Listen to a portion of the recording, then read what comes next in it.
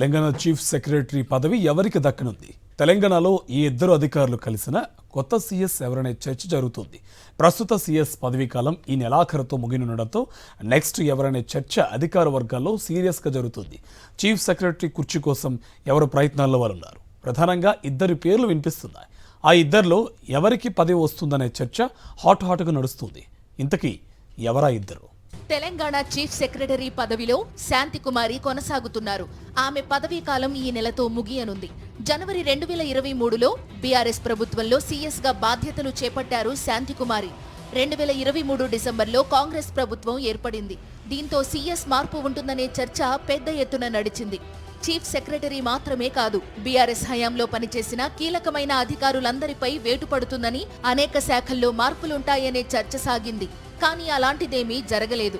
మరీ ముఖ్యంగా శాంతికుమారి తన పదవిలో కొనసాగారు. సక్సెస్ఫుల్ గా తన సీఎస్ పదవీ కాలాన్ని పూర్తి చేసుకుంటున్నారు.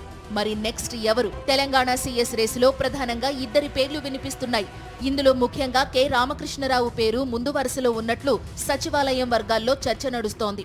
1991 ఐఏఎస్ బ్యాచ్ కు చెందిన అధికారి కె రామకృష్ణరావు తెలంగాణ ప్రత్యేక రాష్ట్రం ఏర్పడినప్పటి నుంచి ఇప్పటి వరకు ఫైనాన్స్ డిపార్ట్మెంట్ ప్రిన్సిపల్ సెక్రటరీగా కొనసాగుతున్నారు. ప్రతిసారి ప్రభుత్వం బడ్జెట్ ప్రవేశపెట్టడంలో కీలక పాత్ర పోషించారు. కాంగ్రెస్ పార్టీ ప్రతిపక్షంలో ఉన్నప్పుడు రామకృష్ణరావుపై అనేక విమర్శలు చేశారు. ప్రభుత్వంలోకి రాగానే మార్పు ఉంటుందనే సంకేతాలిచ్చారు, కానీ అలాంటిదేమీ జరగలేదు. పైగా బడ్జెట్ రూపకల్పనలో రామకృష్ణారావు కీలక పాత్రే పోషించారని చెప్పాలి. తదుపరి సీఎస్ గా ఆయన పేరును ప్రయారిటీ లిస్టులో పెట్టినట్టు సమాచారం. ఇదిలా ఉంటే 1992 ఐఏఎస్ బ్యాచ్ అధికారి జయేష్ రంజన్ పేరు సైతం వినిపిస్తోంది. ప్రస్తుతం ఈయన ఇండస్ట్రీస్ అండ్ కామర్స్ తో పాటు ఇన్ఫర్మేషన్ టెక్నాలజీ ప్రిన్సిపల్ సెక్రటరీగా బాధ్యతలు నిర్వర్తిస్తున్నారు. రాష్ట్రానికి పెట్టుబడులు తీసుకొచ్చిన అధికారిగా జయేష్ రంజన్ కు మంచి పేరుంది. దీనికి తోడు పెట్టుబడుల కోసం ముఖ్యమంత్రి రేవంత్ రెడ్డి విదేశీ పర్యటనలు సక్సెస్ అవ్వడంలో ఈయన కీలక పాత్ర పోషిస్తున్నారు.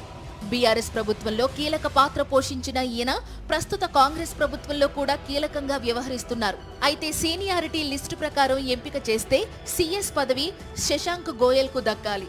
కానీ ఆయన పేరు ఎక్కడా వినిపించడం లేదు. ఆర్ఎండ్బి ప్రిన్సిపల్ సెక్రటరీగా ఉన్న వికాస్ రాజ్ పేరు సైతం పరిశీలనలో ఉందంటున్నారు. నిజానికి ప్రస్తుత సీఎస్ శాంతికుమారి పదవీ కాలం అధికారికంగా ఏప్రిల్ 7తో ముగిసింది. కానీ ఐఏఎస్ రూల్స్ ప్రకారం 30వ తేదీ వరకు సీటులో ఉంటారు. ఇక సీఎస్ బాధ్యతలను అనధికారికంగా రామకృష్ణరావు నిర్వహిస్తున్నారు.